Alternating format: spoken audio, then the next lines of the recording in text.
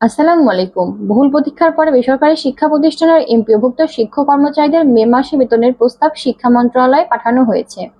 গত বুধবার এ প্রস্তাব পাঠানো হয়। শিক্ষা মন্ত্রণালয়ের অনুমোদনের পর শিগগিরই সরকারি আদেশের জিও জারি করা হবে।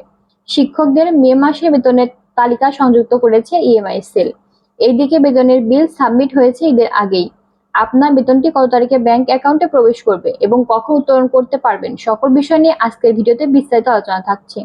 যে সকল প্রতিষ্ঠান পূর্বে না এবারও বিল সাবমিট করতে পারেন নাই তাদের মে মাসে বেতন বন্ধ হয়ে যাবে। প্রথম লটে কতজন শিক্ষক বেতন পেতে যাচ্ছে, আপনি কোন লটে কত তারিখে বেতন পাবেন, সকল কিছু নিয়ে সম্পূর্ণ আলোচনা থাকছে আজকের ভিডিওতে। অবশ্যই সাথে থেকে না টেনে সম্পূর্ণ ভিডিওটি দেখবেন এবং বেতন ভাতা সহ এমপিও শিক্ষকদের আপডেট পেতে আমাদের নিউজ লাইভ 2.0 চ্যানেলটি সাবস্ক্রাইব করে পাশে থাকবেন। তো চলুন এবার মূল ভিডিওটি আলোচনা করা যাক। এমপিওভুক্ত শিক্ষকদের মে মাসে বেতনের প্রস্তাব মন্ত্রণালয়। এ নিয়ে দৈনিক শিক্ষা .com-এ একটি প্রতিবেদন প্রকাশ করা হয়েছে। সূত্র জানায়, মোট ৩,৯২,৭৮৯ জন শিক্ষক কর্মচারী রয়েছেন। এদের মধ্যে স্কুলের ৩,০৪,৫৪১ জন এবং কলেজের ৮৮,২৪৮ জন শিক্ষক কর্মচারী রয়েছেন। এমপিওভুক্ত শিক্ষক কর্মচারীদের মে মাসে বেতনের প্রস্তাব শিক্ষা মন্ত্রণালয়ে পাঠানো হয়েছে। গত বুধবার এ প্রস্তাব পাঠানো হয়।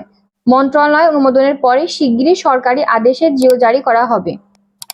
বুধবার ৩ জুন মাধ্যমিক এবং উচ্চশিক্ষা অধিদপ্তরের একটি সূত্র দৈনিক শিক্ষা .com-কে এ তথ্য জানিয়েছে। সূত্র জানায়, মোট ৩,৯২,৭৮৯ জন শিক্ষক কর্মচারী রয়েছেন। এদের মধ্যে স্কুলের ৩,০৪,৫৪১ জন এবং কলেজের ৮৮,২৪৮ জন শিক্ষক কর্মচারী রয়েছেন। এর আগে গত ১১ মে এমপিওভুক্ত শিক্ষক কর্মচারীদের মে মাসে বেতনের বিল সাবমিটের নির্দেশ দেওয়া হয়েছে। ১৩ মে এর মধ্যে সব শিক্ষা প্রতিষ্ঠান প্রধানকে এ বিল সাবমিট করতে হবে। চিঠিতে বলা হয়, অধিদপ্তরের অধীন শিক্ষা প্রতিষ্ঠানের এমপিওভুক্ত শিক্ষক কর্মচারীদের এমপিওর অর্থ ১ জানুয়ারি থেকে ইএফপিতে দেওয়া হচ্ছে। প্রতিষ্ঠান প্রধান তার প্রতিষ্ঠানের এমপিও সংক্রান্ত কাজের জন্য ব্যবহৃত আইডি এবং পাসওয়ার্ডের মাধ্যমে ইএমআই সিস্টেমের এমপিও ইএফটি মডিউলে লগ ইন করে বিল সাবমিট করেন। এক্ষেত্রে প্রতিষ্ঠান প্রধান তার প্রতিষ্ঠানের প্রত্যেক শিক্ষক কর্মচারীদের জন্য আলাদা আলাদাভাবে বিধি মোতাবেক প্রাপ্য এমপিওর অর্থ সঠিকভাবে নির্ধারণ করে বিল সাবমিট করেন। প্রতিষ্ঠান প্রধান কর্তৃক দাখিলকৃত তথ্য অনুসারে এমপিওর টাকা ইএফটিতে শিক্ষক কর্মচারীদের স্ব ব্যাংক অ্যাকাউন্ট হিসাব নাম্বারে পাঠানো হচ্ছে।